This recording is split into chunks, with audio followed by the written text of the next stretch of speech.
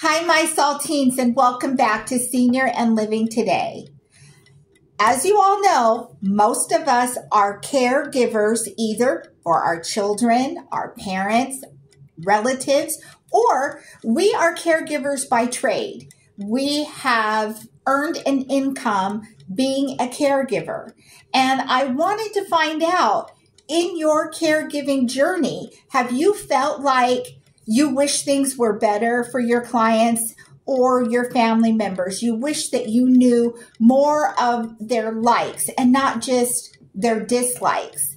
You know, if you've ever gone to care for someone and you get there and there's just a note saying they're allergic to this, that, and the other, and you don't really know what they do like, not just what they can't have, what would they like to have?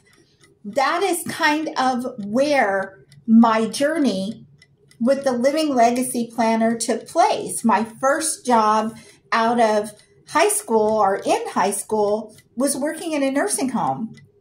And I would go in there and be working with the clients and wish that I knew more about them, wish that I knew more of what their likes were instead of just their dislikes. And from there, I went to caregiving privately and then working for agencies. And then at some point, there were members of my family that lived out of state that needed care. And so I flew there and was interviewing people to be with my great aunt. And I wanted them to know more than just what she was allergic to or what medication she was on. I wanted a place to document things that were important to her. And as the years went on and I was doing hospice caregiving and respite care, you show up at each individual's home and you don't have enough information to make them truly happy and thrive. And so I thought, for me, what would I like if something were to happen to me, I were to have a surgery, or I were to have a stroke or something and be temporarily down? Well, I live alone.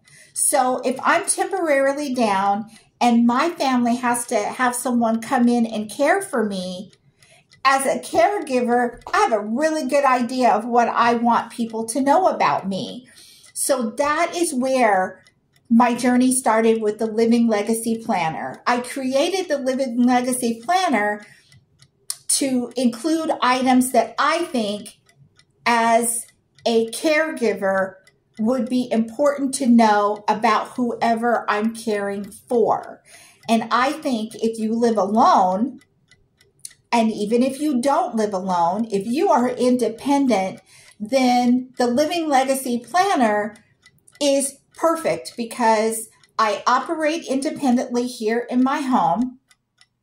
But if something were to happen to me, my family knows that I have the Living Legacy Planner, and the Living Legacy Planner it's a document that you fill out for things that you like, things that you want, things that you need, that you don't have to divulge to people unless there comes a time that you need help.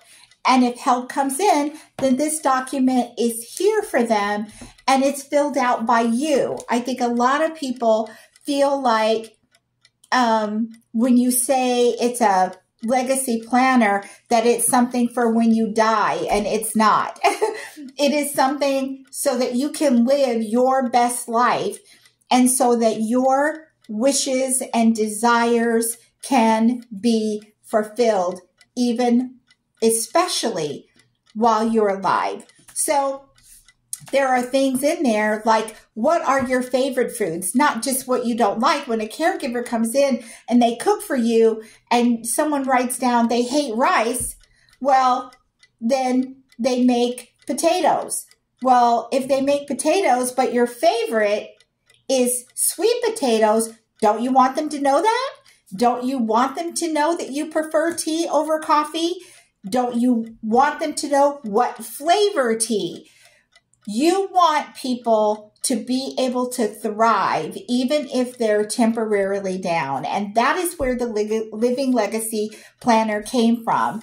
And I am going to, at a later time, go through more of the ins and outs of the planner. But some of the things I love about it is that there's plenty of room.